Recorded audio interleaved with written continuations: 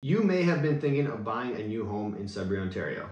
Well, let me go through the process of buying a new home, and it's a lot different than you might see in some of the bigger cities. A lot of you are probably watching from Toronto or a larger city looking to relocate to Sudbury, or you might be a Sudbury resident just wondering what it's like and how do you go about buying a new house. And it's actually pretty easy. There's a few different options, but it's not like it is in Toronto. Let me explain. I'm Tristan Ritchie from Lake City Realty. I help people buy and sell and reach their real estate dreams. I truly enjoy it. I love learning about the market and transferring my information over to my buyers and sellers. That's why I'm doing this as well. So hopefully this video helps you. If it does, can you leave a like, comment, subscribe? It honestly, truly really helps, and I really appreciate it. So let's get into it. Buying a new house in Sudbury is a lot simpler than you would think. So I'm not going to be discussing a custom build because that is a lot of work where you're dealing with the general contractor, you're buying a lot, getting all the sewer permits. But we won't talk about that. We're going to talk about the ones that are being built by some of the biggest developers here in Sudbury.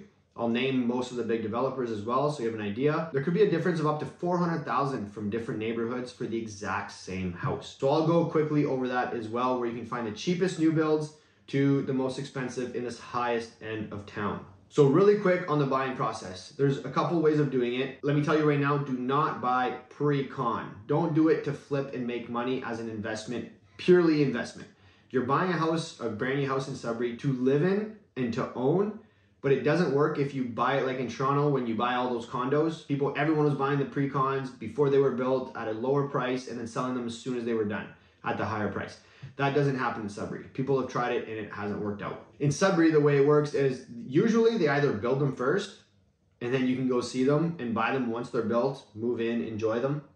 Or you can catch them when they have lots in certain neighborhoods. You can pick the lot that you want and then you can pick one of their models. I'm not gonna go through all the models because they have so many.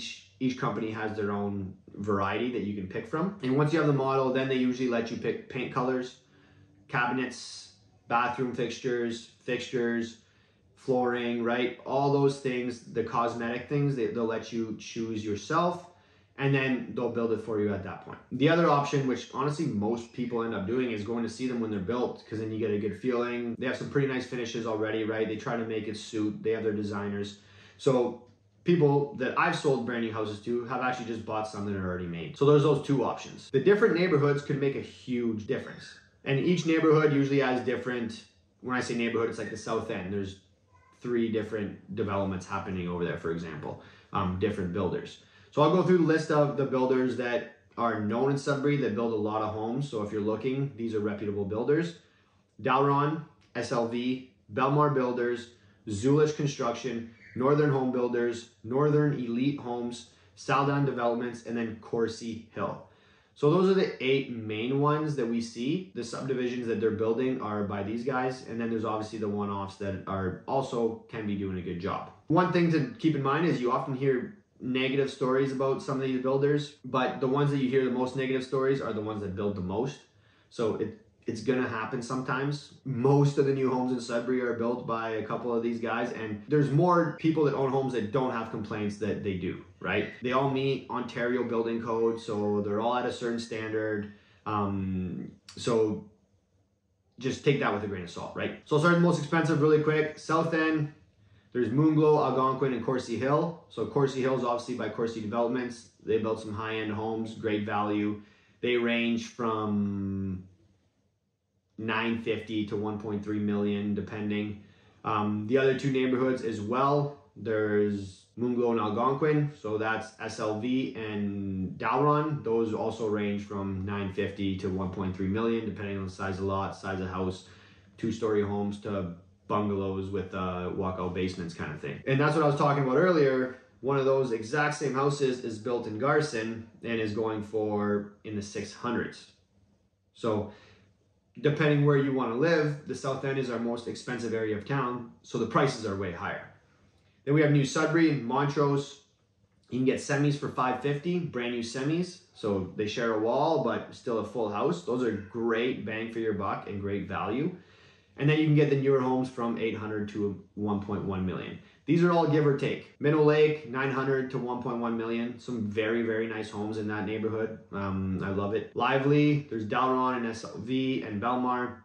Those ones are a little bit cheaper, but Lively's an up and coming area, so it could be a good area to invest in. You're looking 800 to 1 million.